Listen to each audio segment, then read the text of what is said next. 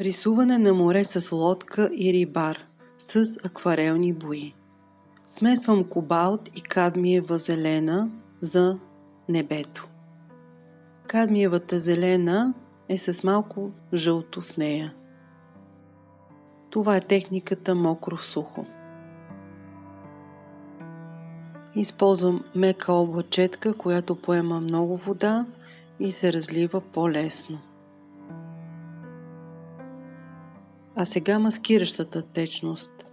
Тя е с цел да се покрият всички места, които не искам да бъдат изцапани от боя и да останат светли.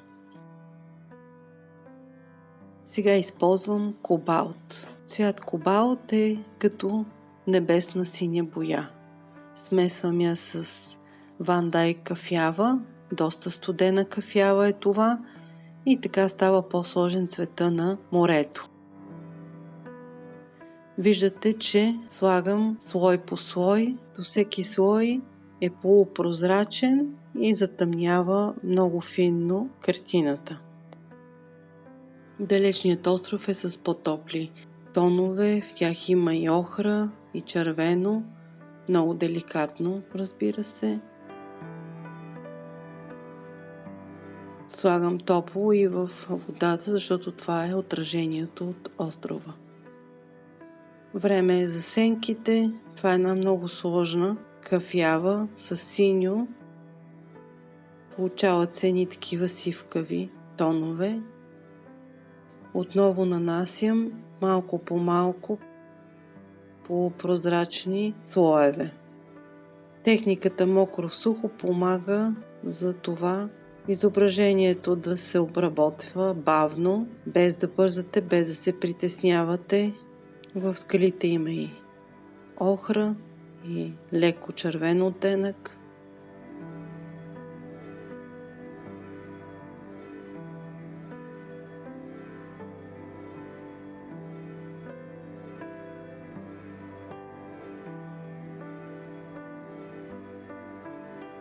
С техниката сухо в сухо стягаме формата.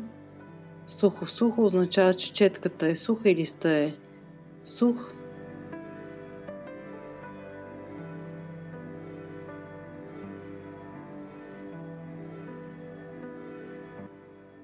Правим по-силни контрасти в предния план, за да се получи усещане за пространство. Използвам момента да ви поканя на пленера, който предстои 13 до 17 август в Царево. Там ще водя група от ентусиасти всеки ден да рисуваме различни морски пейзажи на място. Има много красиви места.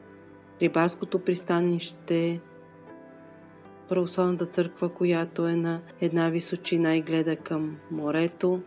Ще показвам различни акварелни техники и ако ми пратите имейл на smokini@gmail.com с желание да участвате, ще ви направя 25% отстъпка. Ще ви върна линк с допълнителни инструкции как да заплатите пленера. Мисля, че си заслужава. Това са почти 4 плътни дни рисуване. Не е задължително да сте рисували някога, може това да бъде вашият шанс да пробвате нещо ново. Червеното в далечината е по-убито.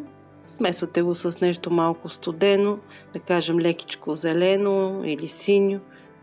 Зеленото е с повечко жълто. Виждате как наслоявам постепенно. Целият пленер струва 200 евро за 4 дни. Ако ми пратите този имейл, ще ви дам 25% отстъпка, което значи 150 евро за целия пленер. Отделно вие си поемате разходите за спане и храна. Там винаги има хотели и различни студия и места, където да си резервирате място.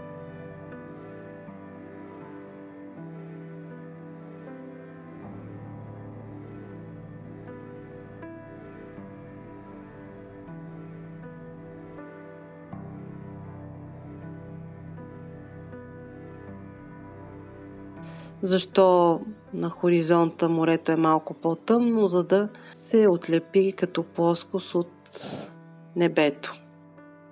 Небето е с леко синьо-зелени оттенъци, докато морето си е кобалтово и дори има и леко ултрамарин в него.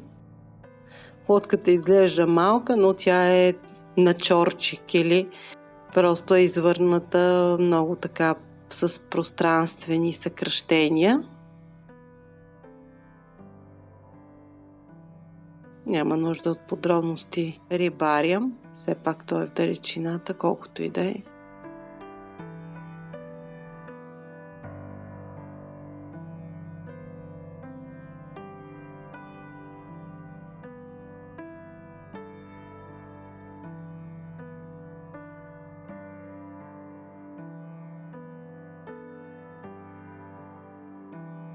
И накрая махаме маскиращата течност и виждате как остава бяло, когато се махне маскиращата течност.